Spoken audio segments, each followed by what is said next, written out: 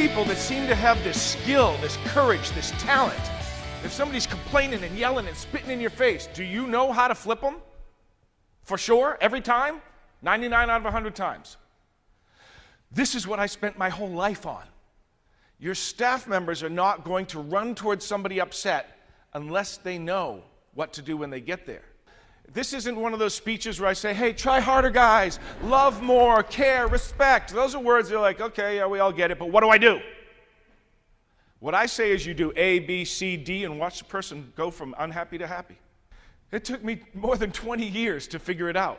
After psychology, I still hadn't figured it out. I went and got another 4-year degree in communication, thinking that's where it's at. I'll learn to communicate with these people, right? Well, they taught me television. They taught me how to be an actor on stage. They taught me how to write screenplays and be a producer and all this stuff, which I have been. All kinds of things came out of communication, but it did not teach me how to flip someone from being unhappy to happy. Would you believe that I learned to be an absolute master in communication by living in a tent in a jungle for 6 months? I was shocked. I was stunned at the different energy that I entered. Just for showing up for work, 5 people come up and give me a hug. People don't hug in Maine even if they're married. An amateur is someone that might be in a good mood today. A pro is someone who will be in a good mood today. But how do we control that? How do we control being in a good mood? You sit down every morning and you deal with yourself like an adult. You focus on your problems, you deal with them, you put them to bed, then you go out in the world with good energy. I would let all of my negative stuff come up. And when I got through with it, no more thinking, no more feeling to be done, I would focus on something positive.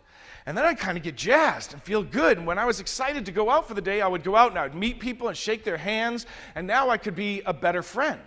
I was able to sense them, to listen to them, to care about them, and I'm in a good mood, so I was always positive. My life was fun. People were liking me more than I'd ever experienced just because I put my negative stuff aside, got into positive, and all of a sudden I had a reputation after about 100 days. That's that positive guy. At the end of this, not only could I not go to the corner store because I was on TV, 7 million homes for 5 years.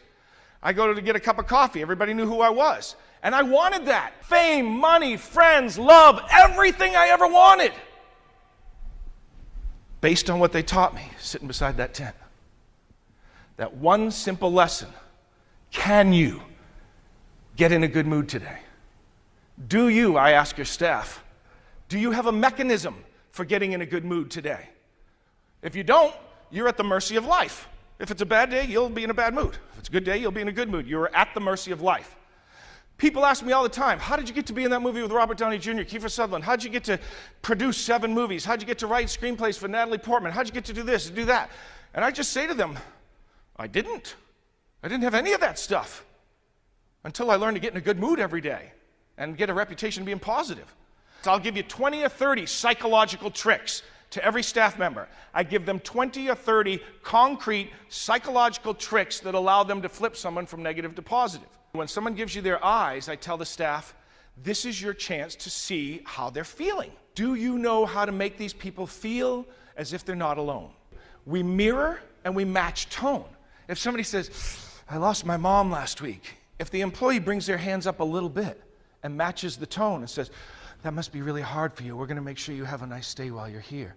In mirroring just a little bit and matching tone, you psychologically place this person into a feeling that they're no longer alone.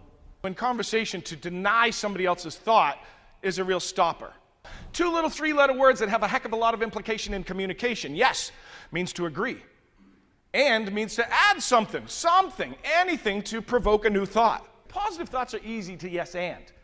But here's one for you that I ask every staff, and I usually get no answer. What do you say? Anybody in here, feel free to answer. What do you say if somebody comes up to you and says, you know what, I've been staying at your place for a week, and I think it stinks? How do you flip that? Mistakes are being made in this department all day long. They say, I think this place stinks. I say, yes, I know what it's like to be disappointed. I know what it's like to go someplace and be frustrated. It doesn't work out the way you want. I know what it's like to spend a lot and expect a lot. And I know what you're going through. I'm so sorry you have to feel that way. I wouldn't want you to feel that way. And now let's get to the bottom of why you're feeling that way, and we'll go on to fix them. But if you don't say to somebody, I agree that you feel that way, then you are at 0 for the rest of the conversation. If we want to go a little bit further, all we got to do is jump in the problem as if it's happening to us. The second you say to someone, yeah, I know what it's like to be angry, I know what it's like to be frustrated, they start to calm down. I teach FBI people this when it comes to negotiation. One time I was doing this at St. Andrew's Country Club, I think it was, and Andy played a trick on me, okay? I'm about an hour into this speech, and I'm talking about communication just like we are now, and all of a sudden, in the back of the room, the door gets kicked open. Boom! And Andy's dressed as a golfer, and he comes walking down the aisle yelling at me. I had no idea this was going to happen. 300 people in the room, all were getting ready to kick off their season. They all thought this is just an angry golfer. And here comes Andy. I can't believe what's going on in here. What's the matter with you? I can't hear myself think next door. You're talking so loud, I can't get any business done. What's wrong with you? That's how he sounds, isn't it? And the whole room kind of leaned back like, oh my gosh, he's getting yelled at. And I turned to him and I said, yes, I know what it's like to try to get some work done and you can't hear yourself think. I know what it's like to be frustrated, to be bothered because of noise. I know what you're going through, and I'm so glad you're telling me. Because I'm the guy doing all the talking. I can easily have him turn it down. We'll have someone check next door, make sure it's a good volume for you. And if you don't mind, maybe I could buy you a drink later. 300 people started to clap like he flipped the guy, right? And 3 people stood up, right? And I said, whoa, wait a minute, guys, wait. My name is David Webster. I do know what talent is. I did 31 paintings last month. I've written 28 screenplays. I've performed more than anybody I've ever met. I know what talent is. I feed my kids on talent. But this isn't a talent. This is a responsibility. You have another human who's upset. It's all of our responsibility to care about that. And once we know the formula is to just say, yes, you are upset. I see that. You totally are upset. If I were you, I'd probably be upset too. Now they're calm.